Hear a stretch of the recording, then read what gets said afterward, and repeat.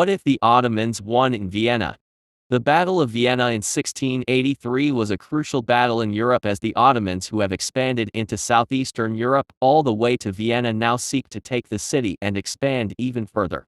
However, thanks to the infamous winged hussars, the Ottomans were beaten back and lost Hungary to Austria in the Great Turkish War that lasted to 1699. It was this battle that would mark the decline of the Ottoman Empire, a process that lasted until 1922, when it was dissolved by Mustafa Kemal Ataturk, who then founded the Republic of Turkey. But what if that didn't happen? What if the Ottomans won in Vienna? In this timeline, Pope Innocent XI doesn't fund Leopold I of Austria into forming a coalition to combat the Ottomans, and with no gold the neighboring German states and Poland, Lithuania won't help, and so in September Vienna falls and the Ottomans parade in the so-called Golden Apple. Soon later Leopold would have to make peace. The Archduchy of Austria and the Kingdom of Bohemia become Ottoman vassal states, with the remaining Austrian enclaves being absorbed by other small German states. The Ottoman Empire has expanded all the way to the Alps, but further conquest seems unlikely as they are simply overstretched. It was a challenge to reach Vienna. Any target further away would be a nightmare, and it is questionable how much more expansion Europe would tolerate. In 1705 Leopold dies, and in the Holy Roman Emperor election the Habsburg don't win out, but rather Frederick of Prussia as Frederick IV. He, but especially his son Frederick V and grandson Frederick VI, would centralize authority and actually unify the Holy Roman Empire. The emperor has more control, and is no longer elected. The smaller monarchs can't oppose him. The army is unified and centralized, and any incursion into one state is one into the whole empire. And though Sweden and France should invade to uphold the constitution as declared in the Treaty of Westphalia, they do nothing because, for one, the Holy Roman Empire is a good buffer to the Ottoman Empire, and this denies Ottoman expansion into Central Europe. Second, thanks to the loss of Austria and Bohemia, the Holy Roman Empire is already weakened, and lastly, with the Holy Roman Empire not being ruled by the Habsburg, they can't form a Habsburg alliance with Spain. Speaking about Spain, with the death of Carlos II, Philip of Anjou still becomes King of Spain, but with Austria gone, a war over the Spanish crown wouldn't happen.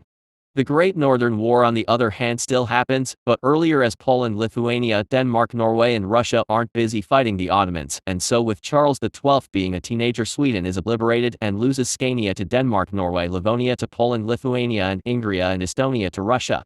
The Silesian Wars would never happen, and the 7 Years' War is solely between the United Kingdom and France, and ends in 1960, and France loses its North American and Indian colonies to the United Kingdom. The war is shorter, and they don't fund Prussia, and so the United Kingdom doesn't heavily tax the 13 colonies, and so they remain under British control. Poland, Lithuania probably doesn't get partitioned, as Frederick the Great offered to do this so that Austria, which doesn't exist, doesn't declare war on Russia, which would cause him to declare war as well. In France, a revolution still breaks out over a crop failure, and France becomes a republic.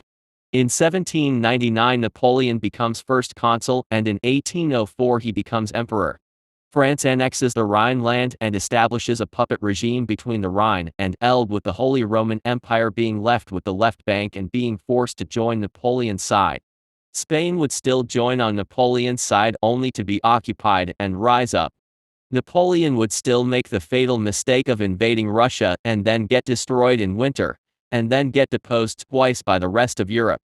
I said that Poland, Lithuania didn't got partitioned BJT since they cooperated with Napoleon. They lost lands east of the Daugava and Dnipro River to Russia and Royal Prussia to the Holy Roman Empire. In exchange, the Holy Roman Empire loses Belgium to the Netherlands, only for it to gain independence. The Ottoman Empire would suddenly face independence movements, especially in Greece, Hungary and Austria, but they would be crushed because, for one, the Ottomans are just stronger than in our own timeline, and for another, without the Treaty of Kusinkanerka, Russia doesn't have a justification to intervene in the Ottoman Empire.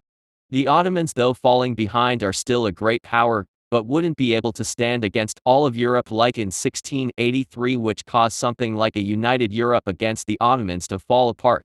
Without foreign intervention, they keep holding on the Balkans and North Africa. With Austria gone, Italy unifies in 1848, with the only possible obstacle being the Papal States. Napoleon III still comes to power in France, and without a Franco-Prussian war remains in power, and without a French humiliation France doesn't colonize Africa, intensifying the rest of Europe to follow them. In 1867 the Dominion of America in modern-day USA and Canada would be founded. With only the UK claiming Cascadia, they would be the ones to take it, but they don't expand into Mexico. France may still take Mexico, but with guerrillas who are supported by the British it would be a disaster, and France may end up having to abandon this project, causing the rest of Europe to be deterred as well. A potential First World War wouldn't break out over the Balkans, but somewhere else. It would see France, the United Kingdom, the Ottoman Empire, and maybe Spain and Portugal on one side and Russia, and Italy on the other. The war would be an Entente victory. France annexes the Rhineland, Nice and Savoy, and puppets Piedmont, Sardinia. The Ottoman Empire puppets the most serene Republic of Venice and Grand Duchy of Tuscany, and the United Kingdom puppets the Kingdom of the Two Sicilies. The Holy Roman Empire could remain intact, or get partitioned into a British, French, and Ottoman zone. The French and British could establish friendly regimes in Finland, the Baltics and Belarus, while the Ottoman Empire puppets Ukraine and Turkey, and Japan puppets the Far Eastern state. In the potential Second World War we could see Japan, Russia and France against China, the Ottoman Empire and the United Kingdom, with both having equal chances of winning. In this timeline the Ottoman Empire remains a great power and controls the Balkans and a lot of Central Asia all the way to southern Germany and northern Italy, and are one of the four great powers of the continent, but with their power slowly eroding as nationalism increases and they start to fall behind. If you liked the episode, leave a like, and don't forget to subscribe. Goodbye.